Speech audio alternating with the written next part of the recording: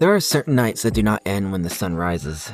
Nights that stretch beyond the boundaries of sleep and follow you into morning light, into the quiet ritual of brushing your teeth, into the stillness of staring at a ceiling and wondering what you experienced was simply a dream or something far more intimate and evasive. Something that entered your mind with intention and left behind a residue you could not wash away no matter how rational you try to be about it. I experienced two such nightmares, and I'm not exaggerating when I say that they altered the architecture of my thinking because they were not chaotic in the way ordinary dreams tend to be, not fragmented or surreal or detached from reality, but terrifyingly coherent and grounded in recognizable ways and physical sensation constructed with such clarity that waking up felt less like relief and more like exile from a reality that had shown me something I did not want to see yet could not ignore. Those nightmares became the catalyst for my upcoming novel, Mind of a Writer, releasing February 27th in both ebook and paperback, because after witnessing what my subconscious constructed, I understood that silence would be a betrayal of what I had seen and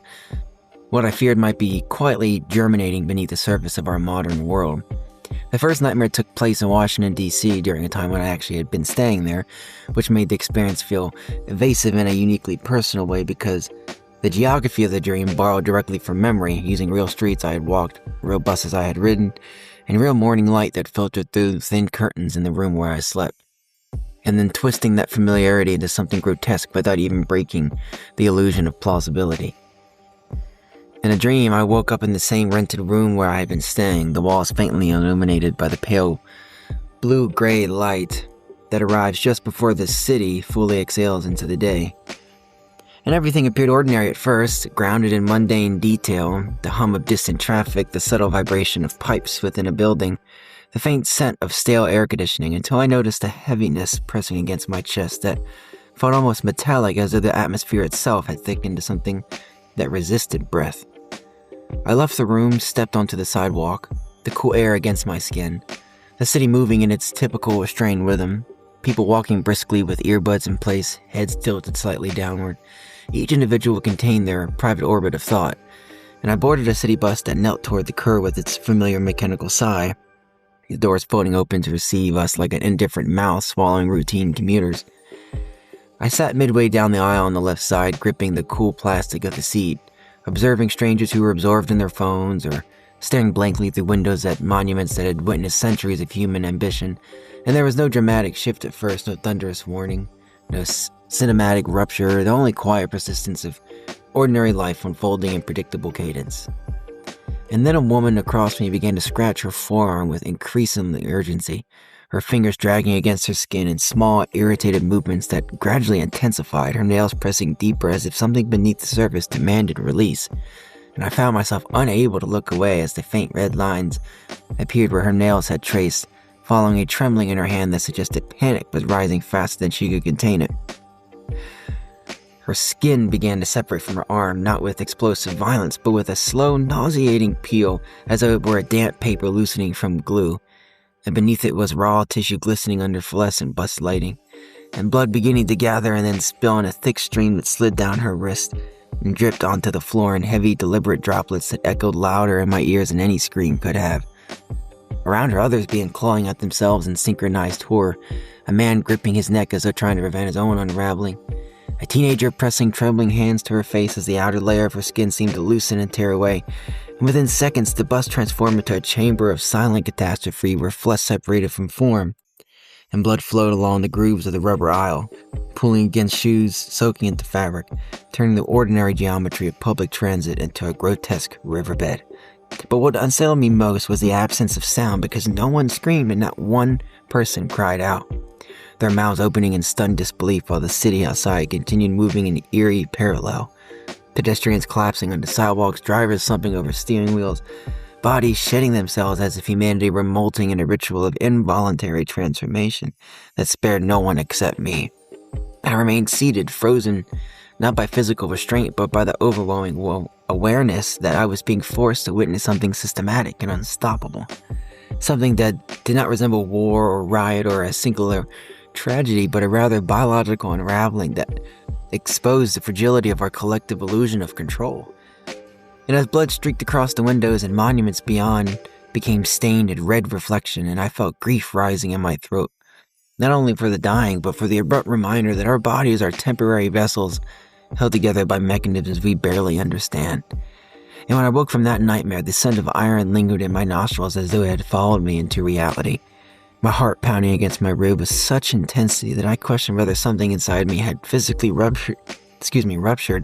and stepping outside into the real Washington morning felt disorienting because the city stood intact, monuments unmarred, buses running on schedule, people walking calmly to work, unaware of the version of their world I had just witnessed disintegrate. Now, the second nightmare abandoned specificity of a city and instead engulfed the entire planet, unfolding the immediate and unapologetic ferocity as though whatever restraint existed in the first dream had been stripped away in favor of absolute elemental destruction. And I found myself standing at an elevated vantage point that did not correspond to any recognizable landmark, yet allowed me to see in every direction. And everywhere I looked, the world was burning with an intensity that defied containment. Forests collapsing into pillars of flame, skyscrapers glowing white-hot before erupting into cascades of molten debris. The entire coastline swallowed by steam as oceans churned and boiled beneath atmosphere and saturated with smoke. The sky was no longer a sky, but a suffocating canopy of ash illuminated from below by relentless infernos, creating an apocalyptic dome that trapped heat and despair in equal measure, while the ground cracked open in glowing fissures that spread like veins of fire through cities and countrysides alike, suggesting the planet itself had decided to revolt against the weight of human excess. I could feel the heat blistering my skin, taste the bitterness of smoke coating my tongue, and hear the distant roar of collapsing structures and evaporating water merging into a single, unending sound that vibrated through bone as animals ran without direction and silhouettes of people moved desperately against a backdrop of flame. I experienced not sudden panic, but a crushing sense of inevitability, as though this combustion had been accumulating quietly for generations through negligence, arrogance, distraction, and the refusal to heed warnings whispered by scientists, artists, and thinkers who had long sensed the trajectory of our collective behavior. The tragedy in that nightmare was not solely physical destruction, but the erasure of memory and narrative, because as libraries burned and digital networks dissolved in heat, I felt the disappearance of stories as a secondary extinction event, the loss of language and the reflection compounding, the devastation of land and life, leaving behind a silence that would outlast the flames themselves. And when I fell to my knees in that dream, overwhelmed by the scale of it all, I understood that what terrified me most was not death, but the impossibility that humanity might annihilate itself without ever fully understanding its own mind, without ever confronting the impulses and fears that drive it towards self-sabotage. And waking from that second nightmare left me trembling in the darkness, the room cool and intact, yet incapable of convincing me that the world beyond was guaranteed stability. Because although these visions were born from imagination, they felt rooted in observable anxieties that permeate a modern existence, from environmental fragility to political vitality to technological acceleration that outpaces ethical reflection. I'm not claiming prophecy, and I'm not declaring inevitability, because there were nightmares born from a mind that absorbs headlines and conversations, climate reports, cultural tension, and existential uncertainty. Yet, I cannot ignore that they expose a deeper fear within me about how easily civilization's veneer could crack if we continue moving forward without introspection. Now, that realization became the foundation of Mind of a Writer, because I began to understand that writing is not merely an expression, but resistance against erasure, a deliberate act of preserving thought and questioning trajectory, a refusal to allow silence to swallow complexity. If there was even